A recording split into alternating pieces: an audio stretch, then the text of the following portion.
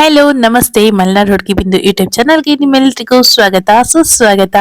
Santosh M ಅನ್ನೋರು dahlia plant ಬಗ್ಗೆ video ಮಾಡಿ ಅಂತ ಹೇಳ್ಕೊಂಡು ಕಮೆಂಟ್ ನ ಮಾಡಿದ್ರು. ಅದ್ರಿಂದ ನಾನು ಇವತ್ತು ಡೇರೆ ಗಡ್ಡೆಗಳನ್ನ ಯಾವ ರೀತಿ ಆಗಿ ನಾಟಿ ಮಾಡಿದ್ವು ಅನ್ಕೊಂಡು ತೋರ್ಸ್ಕೊಡ್ತಾ ಇದ್ದೀನಿ. ಇದಕ್ಕೂ ಮೊದ್ಲು ಕೂಡ ನಾನು ಡೇರೆ ಗೆಡ್ಡೆಗಳನ್ನು ಯಾವ ರೀತಿಯಾಗಿ ನಡ್ಬೋದು ಅನ್ನೋದನ್ನ ತೋರ್ಸ್ಕೊಟ್ಟಿದ್ದೀನಿ. ಹಳೆ ಸಬ್ಸ್ಕ್ರೈಬರ್ಗಂತೂ ನಾನು ಡೇರೆ ಗಿಡಗಳನ್ನ ಯಾವ ರೀತಿಯಾಗಿ ನಾಟಿ ಮಾಡ್ತೀನಿ ಅನ್ನೋದು ಗೊತ್ತೇ ಇರುತ್ತೆ. ಹೊಸಬ್ರು ಯಾರಾದ್ರೂ ನೋಡ್ತಾ ಇದ್ರೆ ಖಂಡಿತವಾಗ್ಲು ಕೊನೆವರೆಗೂ ವಿಡಿಯೋನ ನೋಡಿ ಸಪೋರ್ಟ್ ಮಾಡಿ.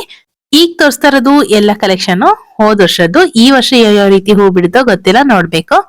ಯಾಕಂದ್ರೆ ಕೆಲವೊಂದಿಷ್ಟು ವೆರೈಟಿನಲ್ಲಿ ಮೊಳಕೆನೆ ಬಂದಿಲ್ಲ, ಹಾಗೆ ಕೆಲವೊಂದಿಷ್ಟ್ರಲ್ಲಿ ಮಾತ್ರ ಬಂದಿದೆ, ಕೆಲವೊಂದಿಷ್ಟು ಕಲರ್ ಗೊತ್ತಿಲ್ಲದೆ ಇರುವಂತದ್ದು ಕೂಡ ಇದೆ. ಹಾಗೆ ಹೊಸ ಹೊಸ ಕಲೆಕ್ಷನ್ ನ ಕಲೆಕ್ಟ್ ಮಾಡಿರೋದಕ್ಕೆ ಹೆಸರು ಬರ್ದಿರ್ಲಿಲ್ಲ, ಅದನ್ನ ಕೂಡ ನೋಡ್ಬೇಕು. ಯಾವ್ದೆಲ್ಲ ಉಳ್ದಿದೆ ಯಾವ್ದೆಲ್ಲ ಹೋಗಿದೆ ಅನ್ನೋದು ಯಾವ್ದು ಗೊತ್ತಿಲ್ಲ. ಇಲ್ಲಿ ಇವಾಗ ನೀವು ನೋಡ್ತಾ ಇರ್ಬೋದು ಎಷ್ಟು ಸಣ್ಣ ಗಡ್ಡೆಯಿಂದ ಮೊಳಕೆ ಬಂದಿದೆ ಅಂತ ನಿಮಗೆ ತೋರಿಸ್ತಾ ಹೋಗ್ತೀನಿ ನೋಡಿ.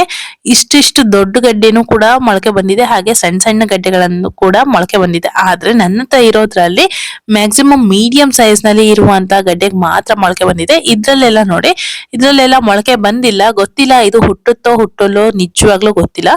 ಗಡ್ಡೆಗಳು ಗಟ್ಟಿಯಾಗೇ ಇರ್ತದೆ, ಆದ್ರೆ ಕೆಲವೊಮ್ಮೆ ಗಡ್ಡೆಗಳಲ್ಲಿ ಏನಾಗುತ್ತೆ ಅಂದ್ರೆ ಮೊಳಕೆನೆ ಬರುತ್ತಿಲ್ಲ. ಈ ಗಡ್ಡೆ ಆದ್ರೂ ಅಷ್ಟೇ ತುಂಬಾನೇ ಗಟ್ಟಿಯಾಗಿದೆ, ಆದ್ರೆ ಇದಕ್ಕೆ ಇದುವರೆಗೂ ಮೊಳಕೆ ಬಂದಿಲ್ಲ. ನೋಡ್ಬೇಕು ಇವಾಗ ಮಣ್ಣಿ ಹಾಕಿದ್ರ ಮೇಲೆ ಮೊಳಕೆ ಬರುತ್ತಾ ಏನೋ ಅನ್ನೋದು ನೋಡ್ಬೇಕು. ಹಾಗೆ ಕೆಲವೊಮ್ಮೆ ಗಟ್ಟಿ ಇರುವಂತ ಗಡ್ಡೆ ಆದ್ರೂ ಕೆಲವೊಂದ್ಸಲ ಮೊಳಕೆ ಬರೋದೇ ಇಲ್ಲ, ಹಾಗೆ ಕೊಳ್ತೋಗ್ಬಿಡ್ತದೆ. ಇದೆಲ್ಲ ನೋಡ್ಬೋದು, ಸಣ್ಣ ಸಣ್ಣ ಗಡ್ಡೆ ಆದ್ರೂ ಕೂಡ ಎಷ್ಟು ಚೆನ್ನಾಗಿ ಮೊಳಕೆ ಬಂದಿದೆ ಅನ್ಕೊಂಡು. ಇವಾಗ ಇನ್ನೊಂದ್ ಮೊಳಕೆನ ತೋರಿಸ್ತೀನಿ, ಇನ್ನೊಂದು ಗಡ್ಡೆನ ತೋರಿಸ್ತೀನಿ ನೋಡಿ. ಈಗ ತೋರಿಸ್ತಾ ಇರುವಂತ ಗಡ್ಡೆ ಅಂತೂ ಇದೆಯಲ್ಲ, ಇದು ನಿಜವಾಗ್ಲೂ ಹುಟ್ಟುತ್ತೋ ಹುಟ್ಟಲ್ಲೋ ಅನ್ನೋ ಆ ರೀತಿನಲ್ಲಿ ಇದೆ. ಒಂಥರ ಬಚ್ಚಿ ಬಚ್ಚಿ ಆಗಿ ಹೋಗಿದೆ, ಬಜ್ಜಿ ಬಜ್ಜಿ ಆಗೋದು ಅಂತ ಹೇಳ್ತಾರಲ್ಲ, ಆ ರೀತಿ ಆಗಿದೆ. ಆದ್ರೆ ಮೊಳಕೆ ಮಾತ್ರ ಸಖತ್ತಾಗಿದೆ. ಹಾಗಂತ ಇದು ಹುಟ್ಟಲ್ಲ ಅಂತ ನಾನು ಹೇಳಲ್ಲ, ಖಂಡಿತವಾಗ್ಲೂ ಇದು ತುಂಬಾನೇ ಚೆನ್ನಾಗಿ ಚಿಗುರು ಬರ್ತದೆ. ಹಾಗಂತ ಇಲ್ಲಿ ನೋಡ್ತಾ ಇರ್ಬೋದು ದೊಡ್ಡ ದೊಡ್ಡ ಗಡ್ಡೆಗಳು ಇದಾವೆ, ಅದು ಕೂಡ ಅಷ್ಟೇ ಚೆನ್ನಾಗಿ ಮೊಳಕೆ ಬಂದಿದೆ. ಆದ್ರೆ ಈ ದೊಡ್ಡ ಗಡ್ಡೆಗಳಿಗೆ ಮೊಳಕೆ ಬರೋದಕ್ಕಿಂತ ಚಿಕ್ಕ ಚಿಕ್ಕ ಗಡ್ಡೆಗಳಿಗೇನೆ ಹೆಚ್ಚಾಗಿ ಮೊಳಕೆ ಬರೋದು. ಹಾಗೆ ಕೆಲವೊಂದ್ ಗಡ್ಡೆಗಳು ಏನಾಗುತ್ತೆ ಅಂದ್ರೆ ಸರಿಯಾಗಿ ಒಣಗಿದ್ದಿಲ್ಲ ಅಂತ ಆದ್ರೆ ಈ ರೀತಿಯಾಗಿ ಕೊಳ್ತೆ ಹೋಗ್ಬಿಟ್ಟಿರುತ್ತೆ. ಆದ್ರೆ ಇದರಲ್ಲಿ ಮೊಳಕೆ ಇದೆ, ಆದ್ರೆ ಗಡ್ಡೆಗಳು ಮಾತ್ರ ಈ ರೀತಿಯಾಗಿ ಕೊಳ್ತು ಹೋಗ್ಬಿಟ್ಟಿದೆ. ಸರಿಯಾಗಿ ಗಡ್ಡೆಗಳು ಒಣಗದೆ ಇರುವ ಟೈಮ್ ನಲ್ಲಿ ನಾವೆಲ್ಲಾದ್ರೂ ಈ ರೀತಿ ತೆಗೆದು ಬಿಟ್ರೆ ಇದೇ ರೀತಿ ಆಗ್ಬಿಡ್ತದೆ. ನೋಡೋಣ ಇವಾಗ ಈ ರೀತಿ ಮೇಲ್ಗಡೆ ಭಾಗ ಇದೆಯಲ್ಲ, ಇದ್ರಲ್ಲಿ ಮೊಳಕೆ ಇದೆಯಲ್ಲ, ಇದನ್ನ ನಾನು ನಟ್ಟಾಕ್ತೀನಿ. ಚಿಗುರುತ್ತೋ ಅಥವಾ ಸತ್ತೋಗುತ್ತೋ ಏನಾಗುತ್ತೋ ಗೊತ್ತಿಲ್ಲ, ನೋಡೋಣ. ನಟ್ರ ಮೇಲೆ ಚಿಗುರು ಬಂದ್ರೆ ಖಂಡಿತವಾಗ್ಲೂ ಅಪ್ಡೇಟ್ ನ ಕೊಡ್ತೀನಿ. ಈಗ ಡೇರೆ ಗೆಡ್ಡೆಗಳಿಗೆ ಯಾವ ರೀತಿಯಾಗಿ ಮಣ್ಣು ತಗೊಬೇಕು ಅಂತ ನೋಡೋಣ. ನಾನು ಆಲ್ರೆಡಿ ಇಲ್ಲೆಲ್ಲ ಡೇರೆ ಗೆಡ್ಡೆಗಳಿಗೆ ಮಣ್ಣನ್ನ ತುಂಬಿಸಿ ಈ ರೀತಿಯಾಗಿ ಇಟ್ಟಿದ್ದೀನಿ. ಈಗ ಇಲ್ಲಿ ಏನ್ ನೋಡ್ತಾ ಇದೀರಲ್ಲ, ಇದೆಲ್ಲ ಬಂದ್ಬಿಟ್ಟು ಹೋದ ವರ್ಷದ ಮಣ್ಣಿನ ಮೂಟೆ. ಅಂದ್ರೆ ಹೋದ ವರ್ಷ ಡೇರೆ ಗೆಡ್ಡೆಗಳನ್ನೆಲ್ಲ ತೆಗ್ದ್ಬಿಟ್ಟು ಆ ಮಣ್ಣನ್ನ ಸ್ವಲ್ಪ ದಿನ ಬಿಸಿಲಿಗೆ ಬಿಟ್ಟು ಅದನ್ನ ನಾನು ಈ ರೀತಿಯಾಗಿ ಮಣ್ಣನ್ನ ಮೂಟೆ ಮೂಟೆ ಕಟ್ಟಿ ಇಟ್ಟಿದ್ದೀನಿ, ಚೀಲದಲ್ಲಿ ಹಾಕ್ಬಿಟ್ಟು. ಇವಾಗ ಇದೇ ಮಣ್ಣನ್ನ ತಗೊಂಡು ಮತ್ತೆ ನಾನು ಡೇರೆ ಗೆಡ್ಡೆಗಳನ್ನ ನಾಟಿ ಮಾಡ್ತೀನಿ. ಹೋದ ವರ್ಷದ ಮಣ್ಣು ಅಂತ ಅಂದ್ರೆ ನಿಮಗೆ ಏನ್ ಹಾಕ್ಬೇಕು ಅನ್ನೋದು ಕನ್ಫ್ಯೂಷನ್ ಆಗ್ಬೋದು. ಏನಪ್ಪಾ ಅಂದ್ರೆ ಇದ್ರಲ್ಲಿ ಸ್ವಲ್ಪ ಮರಳು ಮತ್ತೆ ಮಣ್ಣನ್ನ ಮಿಕ್ಸ್ ಮಾಡಿರೋ ಅಂತದ್ದು ಮಾತ್ರ ಇದೆ. ಅಲ್ ನೋಡಿ, ಹಾವು ಬಂತು ಅನ್ಕೊಂಡು ಎದ್ರಕೊಂಡು ಓಡ್ಕೊಂಡ್ ಬಂದ್ಬಿಟ್ಟೆ. ಅದ್ ನೋಡಿದ್ರೆ ಹಾವು ರಾಣಿ ಆಗಿತ್ತು. ಒಂದ್ಸಲ ಜೀವ ದಸಕ್ಕಂತು ಸ್ನೇಕ್ ಅಂದ್ಕೊಂಡ್ಬಿಟ್ಟೆ. ಮರಳು ಮತ್ತೆ ಮಣ್ಣಿನ ಪ್ರಮಾಣ ಯಾವ ರೀತಿನಲ್ಲಿ ಇರ್ಲಿ ಅಂದ್ರೆ, ಇವಾಗ ಒಂದ್ 3 ಬುಟ್ಟಿ ಮಣ್ಣನ್ನ ತಗೊಂಡ್ರೆ ಅದಕ್ಕೆ 1 ಬುಟ್ಟಿ ಆಗಷ್ಟು ಮರಳನ್ನ ಸೇರಿಸಿದ್ರೆ ಸಾಕು. ಯಾಕಂದ್ರೆ ಮರಳಿನ್ನು ಜಾಸ್ತಿ ಬೇಕಾಗೋದಿಲ್ಲ. ಮರಳು ಯಾಕೆ ಹಾಕೋದು ಅಂದ್ರೆ ಇದ್ರಲ್ಲಿರುವಂತಹ ನೀರು ನಿಲ್ಬಾರ್ದು, ಡ್ರೈನ್ ಆಗಿ ಹೋಗ್ಬೇಕು ಚೆನ್ನಾಗಿ ಅನ್ಕೊಂಡು ಮರಳನ್ನ ಹಾಕೋದು. ಈ ಡೇರೆ ಗೆಡ್ಡೆಗಳು ಮಳೆಗಾಲದಲ್ಲೇ ಹುಟ್ಟೋದಾಗಿರೋದ್ರಿಂದ ಅಕಸ್ಮಾತ್ ನೀರ್ ನಿಲ್ತು ಅಂತ ಅಂದ್ರೆ ಗಡ್ಡೆಗಳೆಲ್ಲ ಕೊಳೆಯುವಂತ ಚಾನ್ಸಸ್ ಇರುತ್ತೆ. ಅದಕ್ಕೋಸ್ಕರ ವೆಲ್ ಡ್ರೈನ್ ಆಗಿರೋ ಅಂತ ಸಾಯಿಲ್ ನ ನಾವು ಮಿಕ್ಸ್ ಮಾಡಿ ಪಾಟಿಗೆ ಹಾಕ್ಬೇಕಾಗತ್ತೆ. ಇದ್ರ ಜೊತೆಗೆ ಅಡಿಕೆ ಸಿಪ್ಪೆನ ಕೂಡ ಮಿಕ್ಸ್ ಮಾಡ್ಕೊಂಡು ಕೂಡ ನಡ್ಬೋದು. ನಾನು ಒಂದ್ಸಲ ಏನೋ ಅದೇ ರೀತಿಯಾಗಿ ನಟ್ಟಿದ್ದೆ. ಅಡಿಕೆ ಸಿಪ್ಪೆಗಳನ್ನ ಈ ಮಣ್ಣು ಮರಳು ಎಲ್ಲ ಹಾಕಿ ಮಿಕ್ಸ್ ಮಾಡ್ತೀವಲ್ಲ, ಆ ಟೈಮ್ ನಲ್ಲಿ ಅಡಿಕೆ ಸಿಪ್ಪೆನ ಕೂಡ ನೀವು ಮಿಕ್ಸ್ ಮಾಡ್ಬೋದು. ಅದು ಕೂಡ ಒಂದು ಒಳ್ಳೆ ನೀರು ಹೋಗೋ ರೀತಿನಲ್ಲಿ ಹೆಲ್ಪ್ ಮಾಡುತ್ತೆ. ಆದ್ರೆ ಅಡಿಕೆ ಸಿಪ್ಪೆನ್ ಮಾತ್ರ ಜಾಸ್ತಿ ಪ್ರಮಾಣದಲ್ಲಿ ಯೂಸ್ ಮಾಡೋದಕ್ಕೆ ಹೋಗ್ಬೇಡಿ, ಯಾಕಂದ್ರೆ ಇದು ನೀರ್ ಹಿಡಿದು ಇಟ್ಕೊಳ್ಳುವಂತ ಚಾನ್ಸಸ್ ಕೂಡ ಇದೆ. ಅಲ್ಲಲ್ಲಲ್ಲಿ ಸಿಕ್ಕಿದ್ರೆ ಮಾತ್ರ ಅದು ನೀರು ಚೆನ್ನಾಗಿ ಇಳ್ದೋಗುತ್ತೆ. ಆದ್ರೆ ತುಂಬಾ ಪ್ರಮಾಣದಲ್ಲಿ ಅಡಿಕೆ ಸಿಪ್ಪೆನೇ ಹಾಕೋದಿಕ್ ಹೋದ್ರೆ ಏನಾಗುತ್ತೆ ಅಂದ್ರೆ ನೀರ್ ಸಿಕ್ಕಿ ಗಡ್ಡೆ ಕೊಳೆಯುವಂತ ಚಾನ್ಸಸ್ ಕೂಡ ಇರುತ್ತೆ. ಅಡಿಕೆ ಸಿಪ್ಪೆನ ಯೂಸ್ ಮಾಡೋ ಹಾಗಿದ್ರೆ ಜಾಸ್ತಿ ಯೂಸ್ ಮಾಡ್ಬೇಡಿ, ಒಂದು ಅರ್ಧ ಬುಟ್ಟಿ ಆಗೋಷ್ಟು ಹಾಕಿದ್ರೆ ಸಾಕು. 3 ಬುಟ್ಟಿಗೆ 1 ಬುಟ್ಟಿ ಮರಳು, ಅರ್ಧ ಬುಟ್ಟಿ ಆಗೋಷ್ಟು ಅಡಿಕೆ ಸಿಪ್ಪೆನ ಹಾಕಿದ್ರೆ ಸಾಕಾಗತ್ತೆ. ಅಡಿಕೆ ಸಿಪ್ಪೆ ಹಾಕೋದ್ರಿಂದ ಗಡ್ಡೆಗಳು ತುಂಬಾನೇ ಚೆನ್ನಾಗಿ ಬರುತ್ತೆ. ಹಾಗೇನೆ ಬೇರ್ಗಳು ಕೂಡ ತುಂಬಾ ಚೆನ್ನಾಗಿ ಕೊಡುತ್ತೆ. ಹಾಗಂತ ಅಡಕೆ ಸಿಪ್ಪೆನ ಜಾಸ್ತಿ ಕೂಡ ಹಾಕ್ಬೇಡಿ, ಗಡ್ಡೆಗಳು ಕೊಳೆಯೋ ಚಾನ್ಸಸ್ ಇರುತ್ತೆ. ಮತ್ತೆ ಮತ್ತೆ ಅದನ್ನ ಹೇಳ್ತಾ ಇದ್ದೀನಿ ನಾನು. ಈಗ ಎಲ್ಲಾ ಮಣ್ಣನ್ನು ಕೂಡ ಈ ರೀತಿಯಾಗಿ ಗುಪ್ಪೆ ಗುಪ್ಪೆ ಮಾಡ್ಕೊಳ್ತಾ ಇದ್ದೀನಿ. ಈ ರೀತಿಯಾಗಿ ಗುಪ್ಪೆ ಮಾಡ್ಕೊಂಡಾಗ ಏನಾಗುತ್ತೆ ಅಂದ್ರೆ ನಮಗೆ ಮಣ್ಣನ್ನ ಮಿಕ್ಸ್ ಮಾಡೋದಿಕ್ಕೆ ತುಂಬಾನೇ ಸಹಾಯ ಆಗುತ್ತೆ. ಈಗ ಇದಕ್ಕೆ ಗೊಬ್ಬರನ ಹಾಕೊಂಡ್ಬಿಟ್ಟು ಮಿಕ್ಸ್ ಮಾಡ್ಬೇಕು. ನಾನಿಲ್ಲಿ ಅನ್ನಪೂರ್ಣ ಗೊಬ್ಬರನ ಹಾಕೊಳ್ತಾ ಇದ್ದೀನಿ. ನನ್ನ ಹಳೆಯ ಸಬ್ಸ್ಕ್ರೈಬರ್ ಎಲ್ರಿಗೂ ಗೊತ್ತಿರುತ್ತೆ, ನಾನು ಹೆಚ್ಚಾಗಿ ಬಳಸೋದೆ ಈ ಅನ್ನಪೂರ್ಣ ಗೊಬ್ಬರ ಅನ್ನೋದು. ಈ ಅನ್ನಪೂರ್ಣ ಗೊಬ್ಬರದಲ್ಲಿ ಬೇವಿನ ಹಿಂಡಿ ಇದೆ, ಔಡಲ ಹಿಂಡಿ ಇದೆ, ಹಾಗೆ ಎರೆ ಗೊಬ್ಬರ 3 ಕೂಡ ಮಿಕ್ಸ್ ಆಗಿರುವಂತದ್ದು ಇದೆ. ಆದ್ರಿಂದ ನಾನು ಇದೇ ಗೊಬ್ಬರನ ಬಳಸೋದು. ಈ ಅನ್ನಪೂರ್ಣ ಗೊಬ್ಬರದ ಬಗ್ಗೆ ನಾನು ಯಾವುದೇ ರೀತಿಯಾಗಿ ಸ್ಪಾನ್ಸರ್ನ ಮಾಡ್ತಾ ಇಲ್ಲ. ಇದು ನಾನು ಯಾವಾಗ್ಲೂ ಬಳಸೋ ಅಂತದ್ದು, ಅದನ್ನೇ ಹೇಳ್ತಾ ಇದ್ದೀನಿ ಅಷ್ಟೇನೆ. ತುಂಬಾ ಜನ ಕೇಳ್ತೀರಾ ನೀವು ಯಾವ ಯಾವ ಗೊಬ್ಬರಗಳನ್ನೆಲ್ಲ ಬಳಸ್ತೀರಾ ಅನ್ಕೊಂಡು. ನಾನು ಬಳಸುವಂತ ಎಲ್ಲಾ ಗೊಬ್ಬರನು ಕೂಡ ನಾನು ನನ್ನ ಯೂಟ್ಯೂಬ್ ನಲ್ಲಿ ವಿಡಿಯೋ ಮಾಡಿ ಹಾಕಿದ್ದೀನಿ. ನಾನು ಕೇವಲ ಅಂಗಡಿಯಿಂದ ತರುವಂತ ಗೊಬ್ಬರಗಳನ್ನ ಮಾತ್ರ ಬಳಸೋದಿಲ್ಲ. ಮನೆಯಲ್ಲಿ ಆರ್ಗ್ಯಾನಿಕ್ ಆಗಿ ತುಂಬಾ ರೀತಿನಲ್ಲಿ ಮಾಡಿ ಮಾಡಿ ನನ್ನ ಗಿಡಗಳಿಗೆ ಕೊಡ್ತಾ ಇರ್ತೀನಿ. ಹೆಚ್ಚಾಗಿ ನಾನು ಆರ್ಗ್ಯಾನಿಕ್ ಆಗಿ ಯಾವಾಗ ಫರ್ಟಿಲೈಸರ್ ನ ಹೆಚ್ಚಾಗಿ ಮನೆಯಲ್ಲಿ ಮಾಡಿ ಕೊಡ್ತೀನಲ್ಲ, ಆ ಟೈಮ್ ನಲ್ಲಿ ಗಿಡದಲ್ಲಿ ಸಾಕಷ್ಟು ಹೂ ಬಿಡುತ್ತೆ. ನೀವು ಕೂಡ ನನ್ನ ವಿಡಿಯೋನ ನೋಡಿ ಟ್ರೈ ಮಾಡ್ಬೋದು. ಇಲ್ಲ ಬೇರೆಯವ್ರು ಕೂಡ ತುಂಬಾ ರೀತಿನಲ್ಲಿ ವಿಡಿಯೋಸ್ ನ ಹಾಕಿರ್ತಾರೆ, ಅವ್ರ ವಿಡಿಯೋಸ್ ನ ಕೂಡ ನೋಡಿ ನೀವು ಟ್ರೈ ಮಾಡ್ಬೋದು. ಇಲ್ಲಿ ನೋಡಿ, ನಮ್ಮ ದೊಡ್ಡ ಕೆಲಸ ಮಾಡುವಂತಹ ಜನ ಬಂದಿದ್ದಾರೆ. ಅವ್ರು ಇವಾಗ ಕೆಲಸ ಮಾಡ್ತಾರಂತೆ. ಇವರಿಗೆ ಮಣ್ಣು ತುಂಬಿ ಕೊಡ್ಬೇಕು ಅಂತ ಹೇಳ್ತಾ ಇದಾರೆ. ಅವರು ಒಂದು ಬಕೆಟ್ ನ ತಗೊಂಡ್ ಬಂದಿದ್ದಾರೆ, ಅದ್ರೊಳಗೆ ತುಂಬಿಕೊಡ್ಬೇಕಂತೆ. ಈಗ ಈ ರೀತಿಯಾಗಿ ನಾವು ಮಣ್ಣನ್ನ ಚೆನ್ನಾಗಿ ಮಿಕ್ಸ್ ಮಾಡ್ಕೊಬೇಕು. ಮಣ್ಣು ಮತ್ತೆ ಗೊಬ್ಬರ ಮಿಕ್ಸ್ ಮಾಡ್ಬೇಕಂದ್ರೆ ಈ ರೀತಿಯಾಗಿ, ಅಂದ್ರೆ ತುಂಬಾ ಗಿಡಗಳನ್ನ ನಡೋ ಹಾಗಿದ್ರೆ ಈ ರೀತಿಯಾಗಿ ಮಿಕ್ಸ್ ಮಾಡ್ಕೊಳ್ಳಿ. ಬೇಗ ಬೇಗನೆ ಕೆಲಸ ಮುಗ್ದೋಗ್ಬಿಡುತ್ತೆ. ಇವಾಗ ನಾನು ಇದನ್ನೆಲ್ಲ ಚೆನ್ನಾಗಿ ಈ ರೀತಿಯಾಗಿ ಮಿಕ್ಸ್ ಮಾಡ್ಕೊಂಡಿದ್ದಾಯ್ತು. ಈಗ ನೋಡಿ, ಈ ಸೈಜಿನ ಗ್ರೋ ಬ್ಯಾಗ್ ನ ತಗೊಂಡಿದ್ದೀನಿ. ಇದು ಯಾವ ಸೈಜ್ ಅನ್ನೋದು ಗೊತ್ತಿಲ್ಲ ನನಗೆ, ಯಾಕಂದ್ರೆ ಈ ಕಪ್ಪು ಗ್ರೋ ಬ್ಯಾಗ್ ನಲ್ಲಿ ಸೈಜ್ ಕೂಡ ಬರ್ತಿರೋದಿಲ್ಲ. ಅದಕ್ಕೋಸ್ಕರ ನಂಗೆ ಇದ್ರ ಸೈಜು ಗೊತ್ತಿಲ್ಲ. ಸುಮಾರು ಒಂದು ದೊಡ್ಡ ಸೈಜಿನ ಗ್ರೋ ಬ್ಯಾಗ್ ನ ತಗೊಂಡ್ಬಿಟ್ಟು ಅದ್ರ ಒಳಗೆ ಈ ರೀತಿಯಾಗಿ ಮಣ್ಣನ್ನ ತುಂಬಿಸ್ಕೊಳ್ತಾ ಇದೀನಿ. ಈ ಗ್ರೋ ಬ್ಯಾಗ್ ಕೂಡ ಅಷ್ಟೇನೆ, ಹೋದ ವರ್ಷದ್ದು. ಅದ್ರಲ್ಲಿ ಮಣ್ಣನ್ನೆಲ್ಲ ತೆಗ್ದು ಇರ್ತೀವಲ್ಲ ನಾವು, ಆ ಟೈಮ್ ನಲ್ಲಿ ಅದನ್ನ ಏನ್ ಮಾಡಿದೆ ಅಂದ್ರೆ ಚೆನ್ನಾಗಿ ಮಾಡ್ಕೊಂಡು ಎಲ್ಲಾ ಮಣ್ಣನ್ನ ಉದುರಿಸ್ಕೊಂಡು ಈ ರೀತಿಯಾಗಿ ಒಂದು ಬಾಕ್ಸ್ ನಲ್ಲಿ ಹಾಕಿ ಇಟ್ಕೊಂಡು ಅದನ್ನ ಕಲೆಕ್ಟ್ ಮಾಡಿ ಇಟ್ಕೊಂಡಿದ್ದೆ.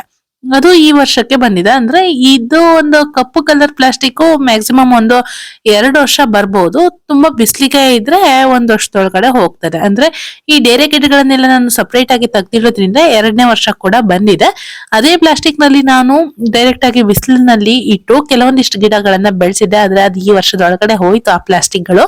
ಗಡ್ಡೆಗಳನ್ನೆಲ್ಲ ಸಪರೇಟ್ ಮಾಡಿ ತೆಗೆದು ಪ್ಲಾಸ್ಟಿಕ್ ಗಳನ್ನ ನಾವು ಕಲೆಕ್ಟ್ ಮಾಡ್ಕೊಂಡು ನೆರಳಲ್ಲಿ ಇಟ್ರೆ ಚೆನ್ನಾಗಿ ಬರುತ್ತೆ. ಇದು ಯಾವ ಸೈಜಿನ ಪ್ಲಾಸ್ಟಿಕ್ ಅನ್ನೋದು ನಿಜವಾಗ್ಲೂ ನನಗೆ ಗೊತ್ತಿಲ್ಲ. ಆದ್ರೆ ದೊಡ್ಡ ಸೈಜ್ ಅಂತೂ ಇದೆ. ಇದ್ರಲ್ಲಿ ಇವಾಗ ಅರ್ಧದಷ್ಟು ಮಣ್ಣನ್ನ ತುಂಬಿಸ್ಕೊಂಡ್ಬಿಟ್ಟು ಇದನ್ನ ಫೋಲ್ಡ್ ಮಾಡ್ಕೊಬೇಕು. ಮೇಲ್ಗಡೆ ಭಾಗದಲ್ಲಿ ಇದು ಪ್ಲಾಸ್ಟಿಕ್ ಉಳ್ದಿರುತ್ತಲ್ಲ, ಆ ಪ್ಲಾಸ್ಟಿಕ್ ನ ಚೆನ್ನಾಗಿ ಫೋಲ್ಡ್ ಮಾಡಿ ಇಟ್ಕೊಬೇಕು. ಫೋಲ್ಡ್ ಮಾಡಿ ಇಟ್ಕೊಂಡ್ರೆ ಒಂದು ಲುಕ್ ಅನ್ನೋದು ಬರ್ತದೆ. ಹಾಗೇನೆ ನಮಗೆ ಈ ಪ್ಲಾಸ್ಟಿಕ್ ನ ಎತ್ಕೊಂಡು ಹೋಗೋದಿಕ್ ಕೂಡ ತುಂಬಾನೇ ಸಹಾಯ ಆಗುತ್ತೆ. ಈ ರೀತಿಯಾಗಿ ಮಡ್ಚಿ ಇಟ್ಕೊಬೇಕು. ಈ ರೀತಿ ಮಡ್ಚಿಟ್ಕೊಳ್ಳೋದ್ರಿಂದ ಏನಾಗುತ್ತೆ ಅಂದ್ರೆ ಗಿಡ ಹುಟ್ಟಾಗ ಆ ಗಿಡಗಳ ಮೇಲೆ ಪ್ಲಾಸ್ಟಿಕ್ ನೀರ್ ಬಿದ್ದು ಕೊಳೆಯುವಂತ ಚಾನ್ಸಸ್ ಕೂಡ ಕಮ್ಮಿ ಆಗುತ್ತೆ. ಈಗ ಒಂದೊಂದೇ ಪ್ಲಾಸ್ಟಿಕ್ ನ ತಂದು, ಅಂದ್ರೆ ಮಣ್ಣನ್ನು ತುಂಬಿರುವಂತ ಎಲ್ಲಾ ಕೊಟ್ಟೆಗಳನ್ನ ತಂದು ಈ ರೀತಿಯಾಗಿ ಲೈನ್ ಆಗಿ ಜೋಡಿಸ್ಕೊಳ್ತಾ ಇದೀನಿ. ಇವ್ರು ಗಿಡ ನಡೋದಿಕ್ಕೆ ಮಣ್ಣನ್ನು ತಂದು ಇಡ್ತಾ ಇದಾರೆ ನೋಡಿ. ಇಲ್ಲಿ ಇವ್ರ ಪಾಟಲ್ಲೂ ಕೂಡ ಗೆಡ್ಡೆಗಳನ್ನ ನಡ್ಬೇಕಂತೆ. ಆದ್ರೆ ಇವ್ರು ಆಲೂಗೆಡ್ಡೆ ಗಿಡನ ನಟ್ಟಿದ್ರು ಅಂತ ಒಂದ್ ವಿಡಿಯೋನ ಹಾಕಿದ್ನಲ್ಲ, ಏನಾಯ್ತು ಅನ್ನೋದೇ ಗೊತ್ತಿಲ್ಲ. ಇವನೇ ನೀರ್ ಹಾಕಿ ಹಾಕಿ ಡೇರೆ ಗೆಡ್ಡೆನ ಕೊಳ್ಸಿ ತಗದ್ನೋ ಏನೋ ಗೊತ್ತಿಲ್ಲ, ಚಿಗ್ರೆ ಬಂದಿಲ್ಲ. ಡೈಲಿ ಅದಕ್ಕೆ ಒಯ್ದು ನೀರ್ ಹಾಕಿ ಹಾಕಿ ಹಾಕಿ ಹಾಕಿ ಒಂದಿನ ಯಾಕೆ ಈ ಆಲೂಗೆಡ್ಡೆನೇ ಚಿಗುರು ಬರ್ತಾ ಇಲ್ಲ ಅಲ್ಲ ಅಂತ ನೋಡಿದ್ರೆ ಆಲೂಗೆಡ್ಡೆ ಎಲ್ಲ ಕೊಳ್ತು ನೀರಾಗಿ ಹೋಗಿತ್ತು. ಈ ಸಲ ನನ್ನ ಹತ್ರ ಇರುವಂತ ಡೇರೆ ಗೆಡ್ಡೆನೆಲ್ಲ ಕೊಳ್ಸಿ ತೆಗಿಲಿಲ್ಲ ಅಂದ್ರೆ ಅಷ್ಟೇ ಸಾಕು ಅಂತ ಇದೀನಿ. ಒಂದು ಸೇವಂತಿಗೆ ಗಿಡನೂ ಹೋಯ್ತು, ಅವ್ನ್ ನಟ್ಕೊಂಡಿರೋಂತ ಆಲೂಗೆಡ್ಡೆ ಗಿಡನೂ ಹೋಯ್ತು. ಈ ಸಲ ಡೇರೆ ಗಿಡಕ್ಕೊಂದು ಡ್ಯಾಮೇಜ್ ಮಾಡ್ಲಿಲ್ಲ ಅಂದ್ರೆ ಅಷ್ಟೇ ಸಾಕು. ಸರಿ, ಇವಾಗ ನಾನು ಈ ರೀತಿಯಾಗಿ ಎಲ್ಲಾ ಪಾಟ್ ಗಳನ್ನ ಈ ರೀತಿಯಾಗಿ ಜೋಡಿಸಿ ಇಟ್ಕೊಂಡಿದ್ದೀನಿ, ನೋಡ್ಬೋದು. ಇವಾಗ ಏನ್ ಮಾಡೋಣ ಅಂದ್ರೆ ಮೊಳಕೆ ಬಂದಿರುವಂತ ಡೇರೆ ಗೆಡ್ಡೆಗಳನ್ನ ನಾಟಿ ಮಾಡೋಣ. ಕೆಲವೊಬ್ರ ಹತ್ರ ಮೊಳಕೆ ಬರ್ದೇ ಇರುವಂತ ಡೇರೆ ಗೆಡ್ಡೆಗಳು ಕೂಡ ಇರ್ಬೋದು. ನಟ್ಟು ನೋಡಿ, ಕೆಲವೊಂದಿಷ್ಟಕ್ಕೆ ಮಣ್ಣಿಗೆ ಬಿದ್ದ ತಕ್ಷಣ ಮೊಳಕೆ ಬರುವಂತ ಚಾನ್ಸಸ್ ಕೂಡ ಇರ್ತದೆ, ಕೆಲವೊಂದಷ್ಟಕ್ಕೆ ಮಾತ್ರ ಮೊಳಕೆ ಬರೋದೇ ಇಲ್ಲ. ಈ ಡೇರೆ ಗೆಡ್ಡೆ ನೋಡಿ ಹೇಗಿದೆ, ಎಷ್ಟು ಸಪೂರಕ್ಕಿದೆ, ಎಷ್ಟು ತೆಳ್ಳಗ್ ಸಣ್ಣಕ್ಕಿದೆ, ಎಷ್ಟು ಚೆನ್ನಾಗಿ ಇದಕ್ಕೆ ಮೊಳಕೆ ಬಂದಿದೆ ಅನ್ನೋದನ್ನ. ಬನ್ನಿ ಇವಾಗ ನಾಟಿ ಮಾಡೋದಿಕ್ಕೆ ಶುರು ಮಾಡೋಣ. ನೋಡ್ತಾ ಇರ್ಬೋದು ನನ್ನ ಹತ್ರ ಇರುವಂತ ಮಣ್ಣು ಎಷ್ಟು ಹುಸಿ ಆಗಿದೆ ಅನ್ಕೊಂಡು, ಎಷ್ಟು ಉದ್ರುದ್ರಾಗಿ ಬೀಳ್ತಾ ಇದೆ. ಈ ರೀತಿಯಾಗಿರುವಂತ ಮಣ್ಣಾದ್ರೆ ತುಂಬಾನೇ ಚೆನ್ನಾಗಿ ಬರ್ತದೆ.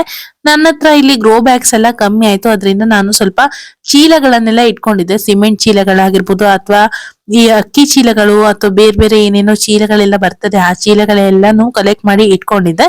ಸಿಮೆಂಟ್ ಚೀಲದಲ್ಲೆಲ್ಲ ಹಾಕಿದ್ರೆ ತುಂಬಾನೇ ಚೆನ್ನಾಗಿ ಬರ್ತದೆ, ಮಣ್ಣುಗಳು ಕೂಡ ತುಂಬಾ ಹಿಡಿಯೋದಲ್ಲ, ಅದ್ರಲ್ಲಿ ತುಂಬಾನೇ ಚೆನ್ನಾಗಿ ಬರುತ್ತೆ.